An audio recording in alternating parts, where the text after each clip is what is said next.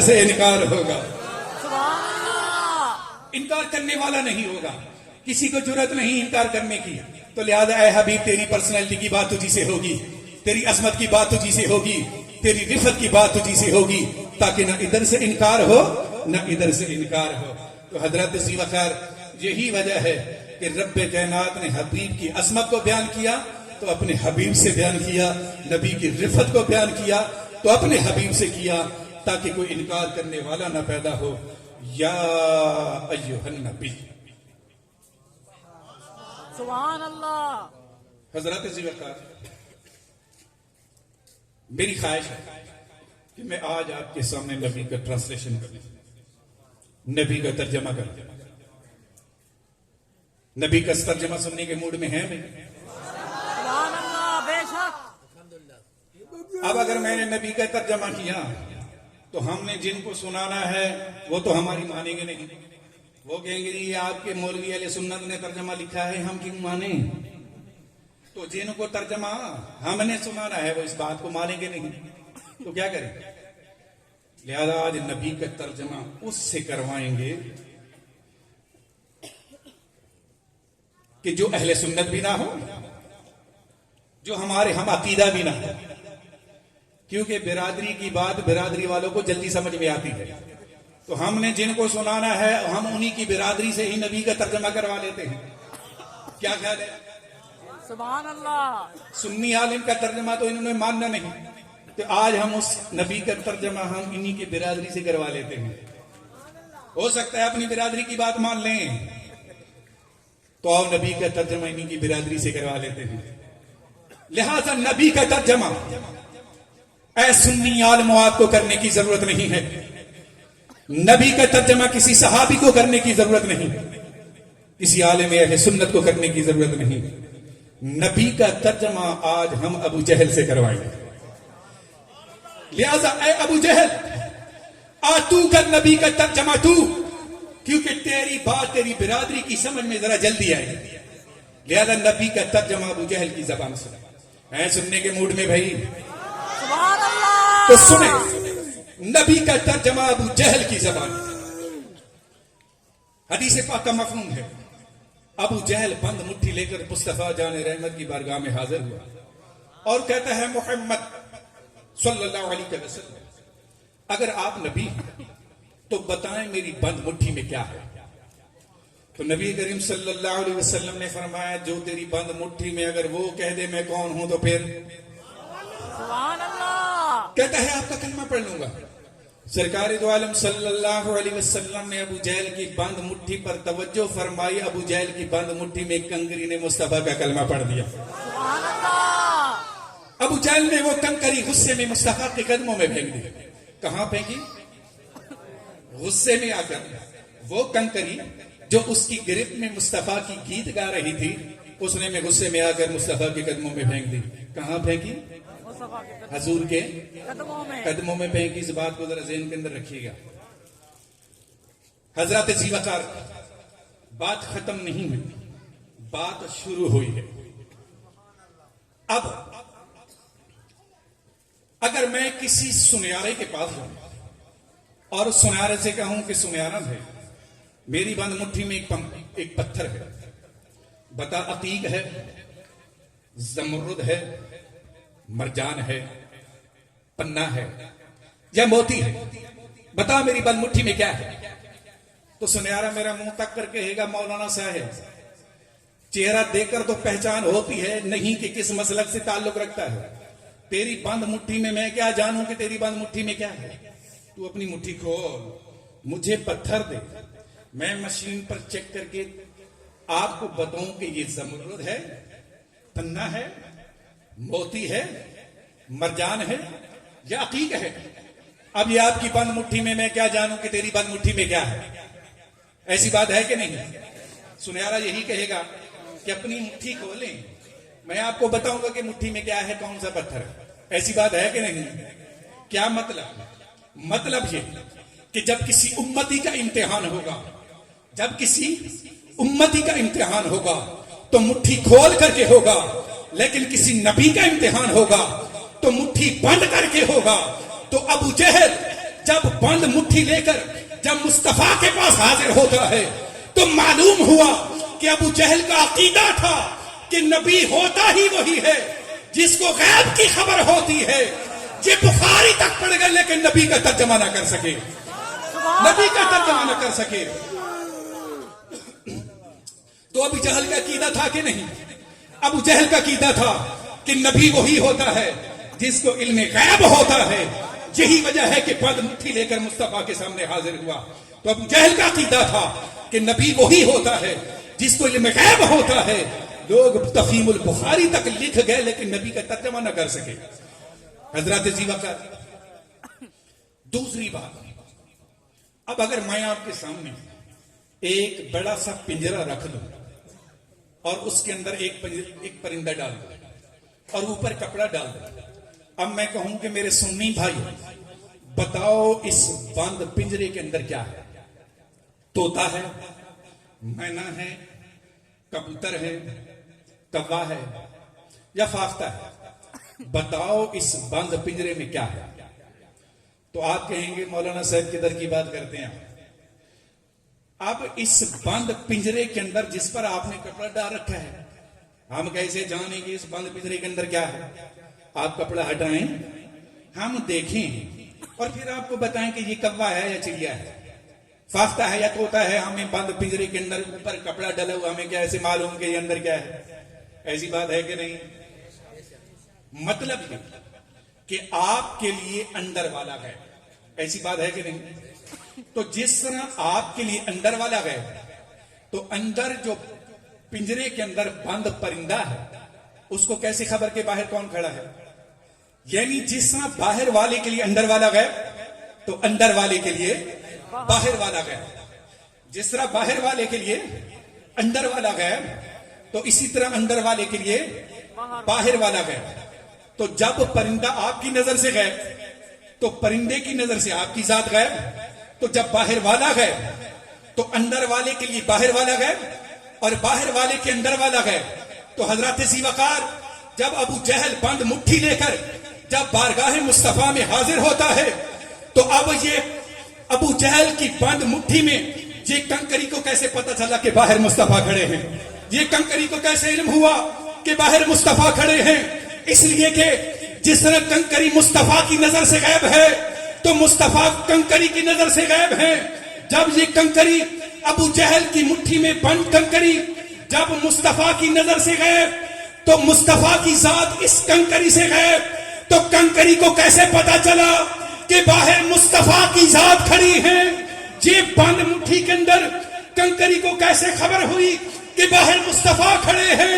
تو حضرات زیوکار, معلوم ہوا کہ میرا نبی جب کسی بے جان پر توجہ فرما دے تو بے جان کو بھی علم غیب حاصل ہو جائے. تو میرے نبی کے علم کا عالم کیا ہوگا؟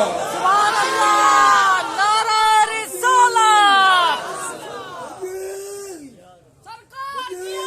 مرحبا مرحبا, جنتی جنتی,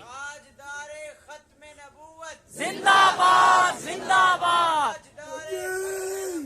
زندہ باد زندہ باد.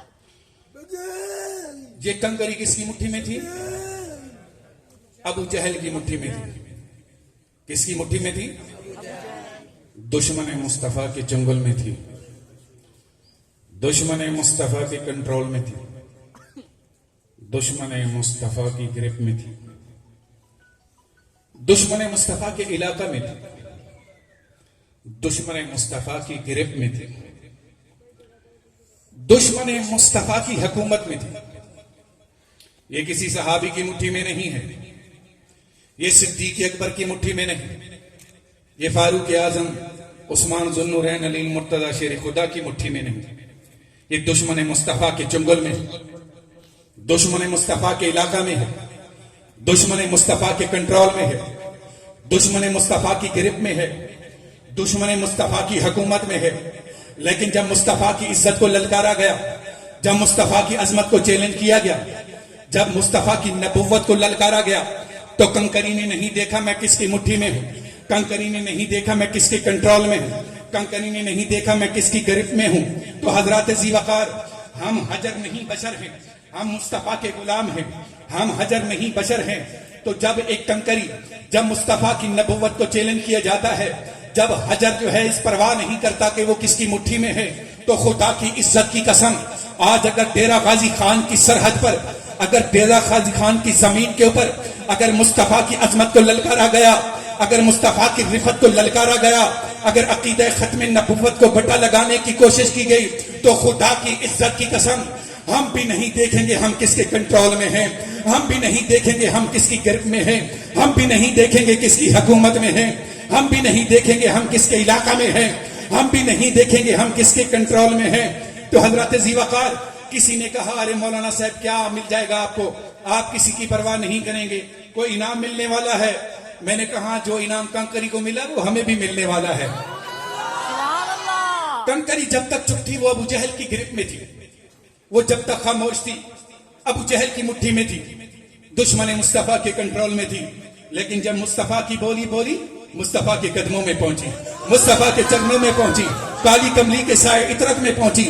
تو آج اگر ناموس مصطفیٰ کی بات ہو، عقیدہ ختم نبوت کی بات ہو، عظمت مصطفیٰ کی بات ہو، اگر کہیں پر عقیدہ ختم نبوت کو چیلنج کیا گیا، اگر کسی مسلک کی وجہ سے چپ رہے، تو یاد رکھو سندھ اور ہند کے اندر رہو گے، پنجاب خیبر پختونخوا کے اندر رہو گے، ہند اور پاکستان کے اندر رہو گے، لیکن اگر مصطفیٰ کی بولی بولو گے، مصطفیٰ کے قدموں میں پہنچو گے، مصطفیٰ کے چرنوں میں پہنچو گے، کالی کملی کے سائے عطرت میں پہنچو گے. سبحان اللہ. تو لہذا خدا کی عزت کی قسم، آج جیسا کہ ختم نبوت کو بٹا لگانے کی کوشش کی جا رہی ہے ہر حکومت کے اندر، آج مغربی طاقتیں، بین الاقوامی طاقتیں پاکستان کو پریشرائز کرنے کے اندر مصروف ہیں. سابقہ حکومت کے ادوار کے اندر بھی پریشرائز کرنے کی کوشش کی گئی اور قادیانی کو تحفظ فراہم کرنے کی ہر ممکن کوشش کی گئی، عقیدہ ختم نبوت کو پر بٹا لگانے کی کوشش کی گئی. تو حضرات ذی وقار، اللہ کی عزت کی قسم، جب تک اہل سنت کے آخری خون بھی اگر اس کے اندر موجود ہے سنیوں کے اندر، اللہ کی عزت کی قسم، جس طرح حجر نے جو ہے وہ جب نبوت کو چیلنج کیا گیا تو حجر نے دشمن کی پرواہ نہیں کی وہ کس کی مٹھی میں ہے، تو اہل سنت بھی عقیدہ ختم نبوت کے تحفظ کے لیے کسی کی پرواہ نہیں کریں گے وہ کس کی حکومت میں ہے، کسی کی پرواہ نہیں کریں گے کس کے علاقہ میں ہے، کسی کی پرواہ نہیں کریں گے وہ کس کے کنٹرول میں ہے. لہذا عقیدہ ختم نبوت کی خاطر ہم اپنی جان نچھاور کرنے سے بھی پیچھے نہیں رہیں گے. تو لہذا یہ آئین پاکستان بھی ہے اور اسلام کا حکم بھی ہے، شرعی حکم بھی ہے کہ قادیانی کل بھی کافر تھے، قادیانی آج بھی کافر ہیں، قادیانی کل بھی کافر تھے، قادیانی آج بھی کافر ہیں، قادیانی کل بھی کافر تھے، قادیانی آج بھی کافر ہیں. اللہ کی عزت کی قسم، عقیدہ ختم نبوت کے تحفظ کے لیے ہم نہیں پرواہ کریں گے کہ ہم کس کی حکومت میں ہیں، چاہے کسی کی بھی حکومت ہو، کسی سیاسی جماعت کی حکومت ہو، ہم نہیں پرواہ کریں گے ہم کس کے کنٹرول، کس کے علاقے اور کس کی حکومت کے اندر ہیں. حضرت ذی وقار، یا ایھا النبی، اے غیب کی خبر دینے والے، انا ارسلناک، بے شک ہم نے آپ کو بھیجا. اس آیت کریمہ کے اندر نبی محتشم صلی اللہ علیہ وسلم کے 5 اوصاف بیان کیے گئے. لہذا ہر لفظ کے بارے میں تھوڑی تھوڑی گفتگو کرنے کی میں سعادت حاصل کروں گا. انا ارسلناک، بے شک ہم نے آپ کو بھیجا. ہم نے آپ کو کیا کیا؟ بھیجا. ارسلنا فعل ماضی کا صیغہ ہے اور ارسال سے، اسی سے لفظ رسول ہے. رسول کا لفظ صفت مشبہ کا صیغہ ہے، ارسال سے ہے، اور ارسال کا معنی ہے بھیجنا. ارسال کا ترجمہ کیا ہے؟ اونچی آواز میں بولے، ارسال کا ترجمہ کیا ہے؟ اور یاد رکھیں جہاں پر بھیجنے کی بات آتی ہے تو وہاں پر 3 چیزوں کا ہونا ضروری ہے. کتنی چیزوں کا ہونا ضروری ہے؟ بھیجنے کے لیے کتنی چیزوں کا ہونا ضروری ہے؟ نمبر 1 بھیجنے والا، نمبر 2 آنے والا، اور نمبر 3 ہے پانے والا. تو بھیجنے کے لیے کتنی چیزوں کا ہونا ضروری؟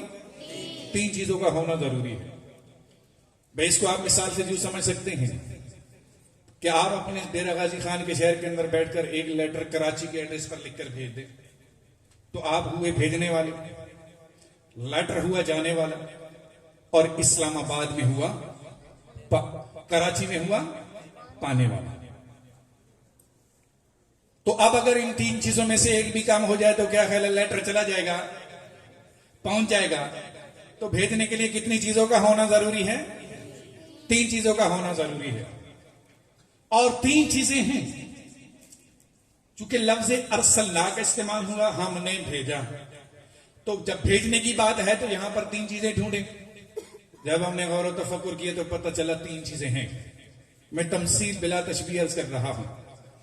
بھیجنے والا اللہ، آنے والے رسول اللہ، اور پانے والے عباد اللہ، اللہ کے بندے۔ بھیجنے والا اللہ، آنے والے رسول اللہ، اور پانے والے عباد اللہ، اللہ کے بندے۔ میں بڑی سوچ میں پڑ گیا ہے، میرے رسول آپ بیچ میں کیوں؟ اے حبیب آپ سینٹر میں کیوں؟ تو میری اس کو وجدان نے جواب دیا، قادری صاحب جو بیچ میں ہوتا ہے سیم ٹائم اس کا تعلق اوپر والے سے بھی ہوتا ہے اور نیچے والے سے بھی ہوتا ہے۔ تو اے رسول آپ بیچ میں اس لیے کہ آپ کا تعلق خدا سے بھی ہے اور آپ کا تعلق بندوں سے بھی ہے۔ آپ کا تعلق خدا سے بھی ہے اور آپ کا تعلق بندوں سے بھی ہے۔ لہذا اے رسول اب تم کو جو چاہیے وہ خدا سے لیتے رہو۔